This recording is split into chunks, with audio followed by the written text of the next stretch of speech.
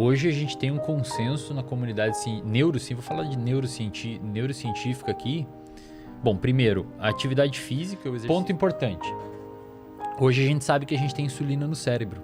Ah, é? A gente tem insulina no cérebro.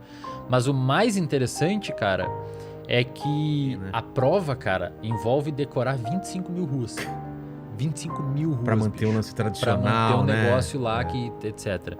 E os neurocientistas malandros pensaram assim, cara, se o cara decora 1000 que for pra passar nessa prova, alguma mudança estrutural no cérebro dele vai ter em comparação a quem não conseguiu. Novas conexões, né? Exatamente. E eles fizeram.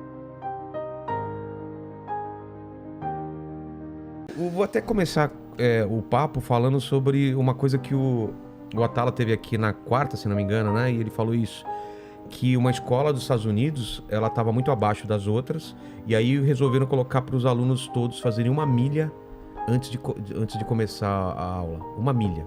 1 milha. Eles descobriram, de repente, aquelas notas baixas, elas não só foram mais altas do que as outras escolas dos Estados Unidos, como eles ultrapassaram muitos países, entendeu? Legal. Então, ele descobriu essa relação do exercício, da atividade física, né, de você se movimentar, não só como benefício de taxa de gordura e tal, mas pro cérebro, cara. É isso mesmo? Hoje a gente tem um consenso na comunidade vou falar de neurocientífica aqui. Bom, primeiro, a atividade física, o exercício físico, para questões cardiovasculares, metabólicas, respiratórias, é indiscutível que é super benéfico. Para questões de cérebro, hoje a gente tem um corpo de conhecimento que já é mais que suficiente para a gente concluir que também que você fazer atividade física, e não só atividade física, você conseguir manter uma atenção na alimentação, manter uma atenção na sua rotina de uma maneira geral, é igualmente benéfico para o cérebro. Tão benéfico quanto para a parte metabólica, porque no final das contas os dois estão interagindo. Metabolismo, se você tem uma melhora metabólica, você tem uma melhora no cérebro. Vou te dar um exemplo. No meu doutorado agora eu tenho estudado a relação entre dietas hipercalóricas, ricas em gordura e ricas em frutose, não a frutose da fruta, mas aquele xarope de milho rico em frutose que é usado para adoçar refrigerante. Tá, porque a frutose é um tipo de açúcar. É um tipo de açúcar, isso. Só que na fruta, obviamente, tem fibras, não tem tanta concentração de frutose, então não é uma coisa maléfica, né? Se você consome dentro das medidas adequadas. Agora, quando você pega essa frutose, hiperconcentra ela e adoça refrigerantes, que é o que o pessoal faz? Que é o que o pessoal da indústria do refrigerante faz, a gente hoje percebe que ela é bastante maléfica a nível de sistema nervoso central, de cérebro. E o que eu vejo... O que causa isso? Pois é, o que eu vejo, o que os dados mostram, Vilela? Primeiro, quando a gente entra numa dieta... Isso vai demandar uma resposta um pouquinho mais longa, tá? Quando a gente entra numa dieta ruim, acontecem algumas coisas no nosso metabolismo periférico, isto é, no nosso corpo. Ocorre um aumento de glicose, ocorre um aumento de lipídios, de gordura, LDL, triglicerídeos, etc. Mas também ocorre uma coisa que a gente chama de resistência à ação da insulina. A insulina é um hormônio que, quando o seu açúcar no sangue sobe, a insulina permite que o seu músculo, o seu fígado, a sua gordura capte a glicose. Então, quando você tem aumento de glicose, ocorre aumento de insulina e a insulina permite que a célula puxe glicose para dentro. Diabéticos, que tem uma alta taxa de açúcar no sangue, de glicose no sangue, eles têm um quadro chamado principalmente no diabetes tipo 2, um quadro chamado de resistência à ação da insulina. Ou seja, a pessoa comeu tanto açúcar, comeu tanta coisa, que meio que o pâncreas, que é o órgão que libera insulina, liberou tanta insulina que a célula ficou resistente. Então a célula já não identifica mais se tem ou não insulina ali e, portanto, não permite captação de glicose, a pessoa fica diabética. Ponto importante. Hoje a gente sabe que a gente tem insulina no cérebro.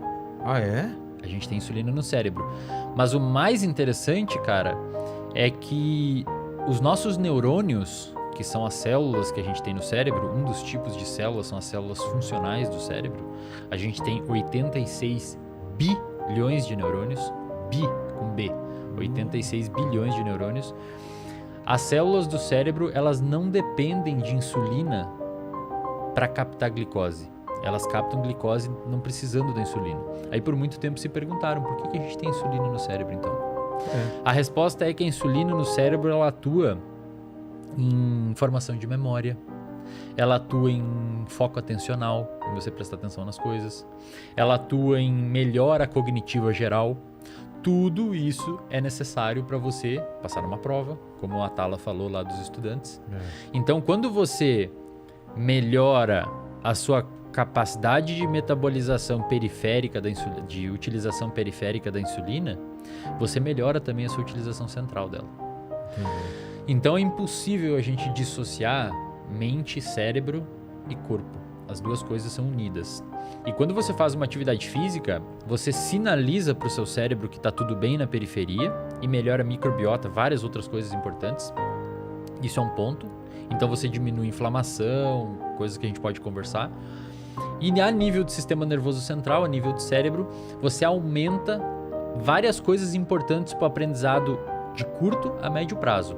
A curto prazo, Vilela, se você, por exemplo, levanta de manhã ou ao meio-dia ou à tardinha, algum horário que você decide fazer atividade física e você dá uma caminhada de 1 milha, uma caminhada que for, não precisa ser nada muito intenso, você vai aumentar as suas catecolaminas, isto é, noradrenalina, as suas monoaminas de uma maneira geral. Você tá inventando essas palavras. Não.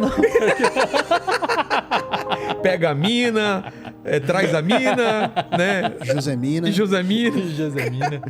E aí você aumenta a dopamina, você aumenta a noradrenalina, etc. Dopamina, depois a gente vai falar dela. Dopamina, vamos falar. E esse aumento é... Cara, trocando em miúdos, assim, basicamente quando você faz uma atividade física, você formula uma sopa química no seu cérebro que permite você aprender melhor. Entendi. Isso a curto prazo.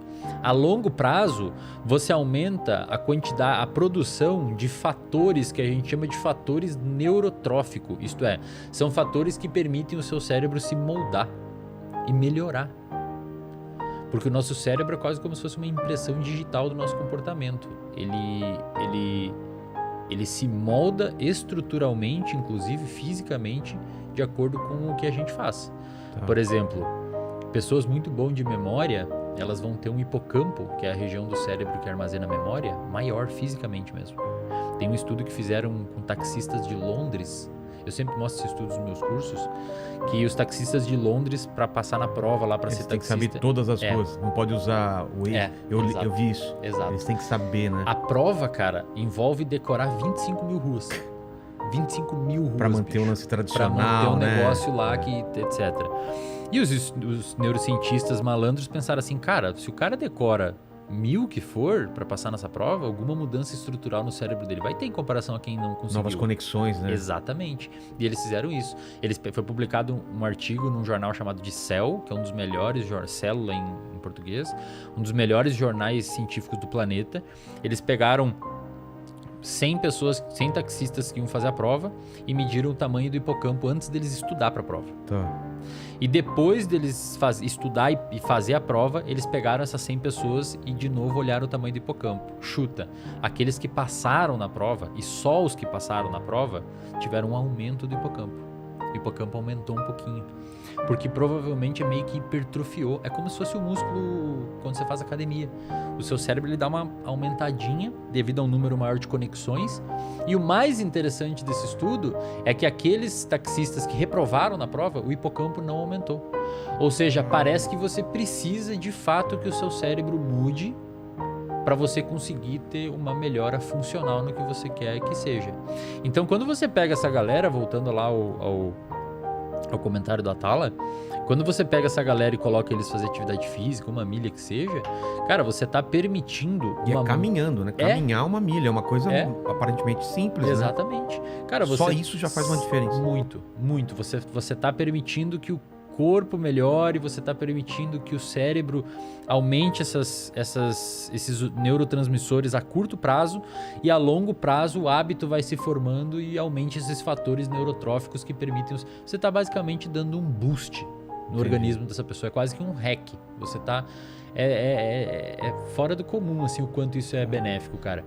E o oposto também acontece, Vilela. Tem bons estudos que mostram... Essa área que eu tô investigando agora de dieta e memória e depressão e tal. Cara, por muito tempo a gente imaginou que era necessário vários meses, se não anos, ou pior, era necessário você ter uma modificação fisiológica para a dieta fazer mal a nível de memória, humor e tal. Esses tempos saiu um estudo numa revista chamada de PLOS ONE, mostrando que 4 dias tomando um café hipercalórico, é um café que eles davam milkshake com sei lá o que, um café super hipercalórico, 4 dias de café hipercalórico foi suficiente para prejudicar o armazenamento de memória de estudantes saudáveis. Lembra do Super Size Me? Aquele cara que ficou um mês, foi um mês, né? Do Não sei se você lembra, Lene? Um mês no McDonald's, só se alimentando no McDonald's, o estrago que fez. Não, Foi um mês. o cara teve que... Imagina. O cara teve que parar, né, meu? Ele tava entrando em depressão. É. Então hoje a gente sabe que essas paradas dela de atividade física, comer mal, inatividade física, não precisa mais ser crônico. Agudo já é suficiente para fazer um estrago.